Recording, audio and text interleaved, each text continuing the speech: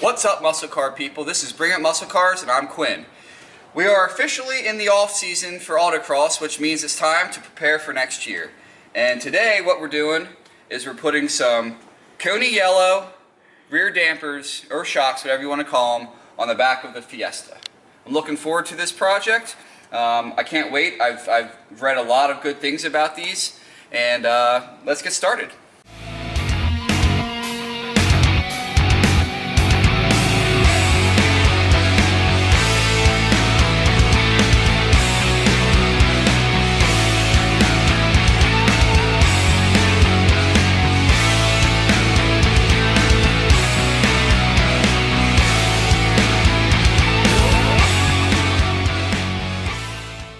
Okay, so the first step with any job like this is you gotta take the wheel off. I have an adapter. I change out the lug nuts on this car because the ones that come from the factory are pretty much garbage.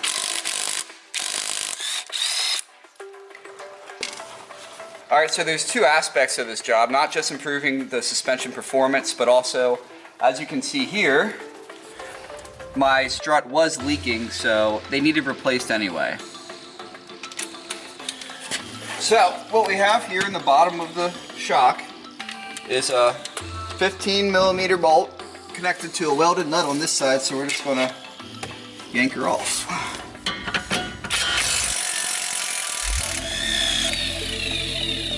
Alright, looks like we'll have to jack this up a little bit to get the bolt free. So the next step is we have to free up the shock from up in here. There's a mount up in there, and it's two 10mm bolts. So I got my extension here, and we're just going to free them up. Cut.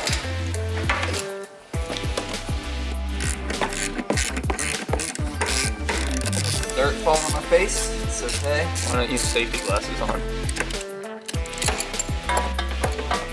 It's obviously an OSHA violation, as we see over at the paper mill all the time. There's number one. And for number two, we might have to pump something out here. Can't really see. Oh. No! Imagine if that went into your eye. And look at all that dirt. So what we're gonna do, I can't see this, you're fogging up, is you zip tie this out of the way.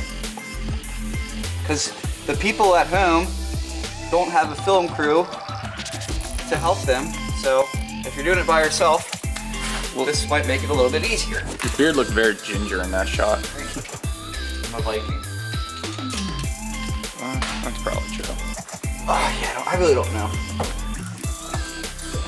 So as you can see, here's our shock, and what we have to do next is remove it from this flange type thing up here. So that's what we're going to do.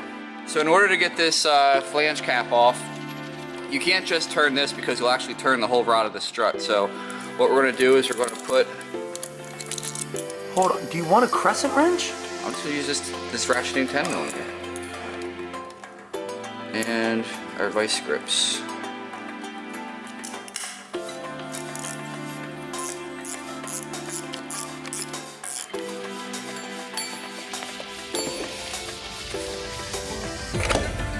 And there we go. Now I think we have to take the bump stock and everything out too. And there's our strut. Okay, so with these shocks, they are adjustable, which means that the rebound rate is adjustable. So what I'm going to do is I'm going to set these things to full stiff. And the way you do that is you have to completely compress the shock and rotate it clockwise. That will take me to full stiff. Then I'm going to back off about a quarter turn. So the way I'm going to do this is I'm actually going to sit this in a vise. I'm going to compress the shock, and then I will rotate it, and then I will set it, and then we'll check our rebound rate for both to make sure that they're consistent. So you should be able to feel a detent.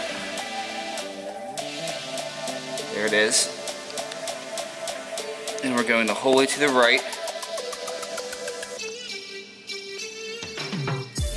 Should be 2 turns there, it stops.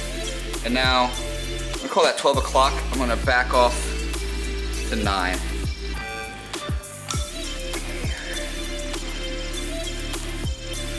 That's a pretty slow rebound, I guess. I don't know, I'm no expert. I just adjusted both these shocks. What we're gonna do now is we're gonna check the rebound rate for both of them and make sure they are the same across the board. So we're gonna fully compress them.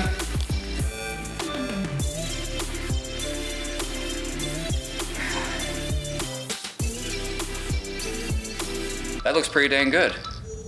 I'm happy with that. What do you think, Jared? Yeah. Okay, so as we just covered, we finished setting the rebound rate for these things. We're gonna reassemble, put the bump stop back on, and I guess this goes up in here, doesn't it? Yeah, I wonder.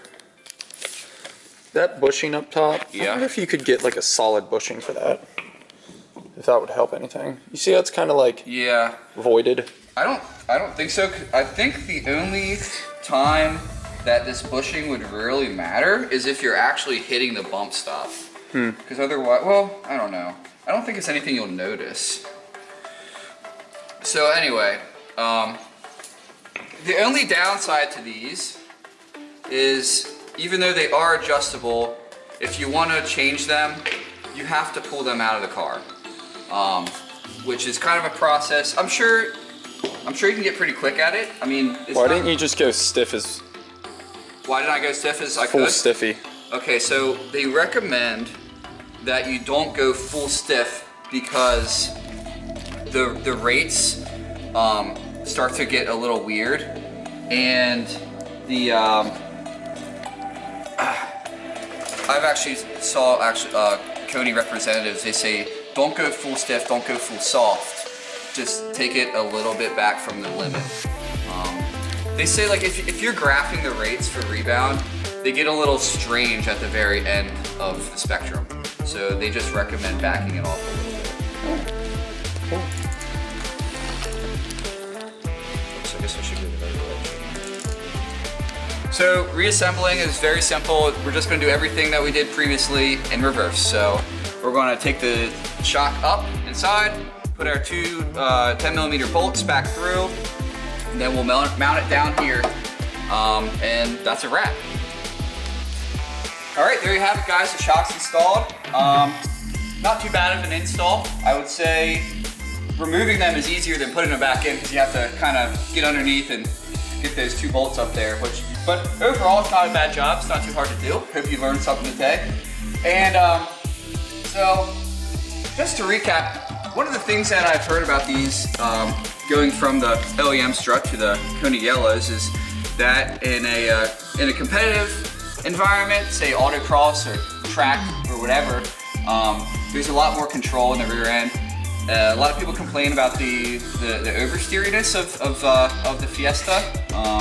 I know I've certainly gotten in a couple of situations where it's been almost an issue, but generally speaking, the consensus is that this will allow for a lot more control in the rear. It's gonna be more stable.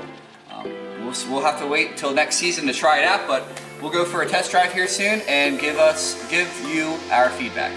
It's tough to really feel out the shocks right now. We're on public roads too, so but we got a corner coming up here.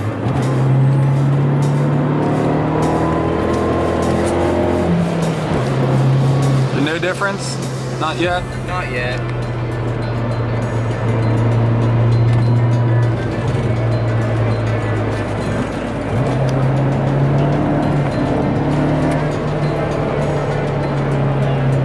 It's gonna be really tough to, like, unless like I'm actually throwing the car around, which I really don't want to do right now. It's cold tires and public roads. But we have to go over some bumps too. I'll be interested about that. Highway speeds, hitting bumps at highway speed. So far, there is a little bit more of I don't know how to describe it. I can definitely tell a little bit of a difference. It's more together, I guess, in the back it feels. But All right, sign us off. yeah. Alright guys, thanks for watching this video. I'm going to link a couple more videos that if you like this one and you made it all the way to the end, you're going to definitely like these. So watch them. Also, that middle button right there, I think is probably, somewhere in there. Hit that button to subscribe. Thanks for watching. Stay tuned for more action.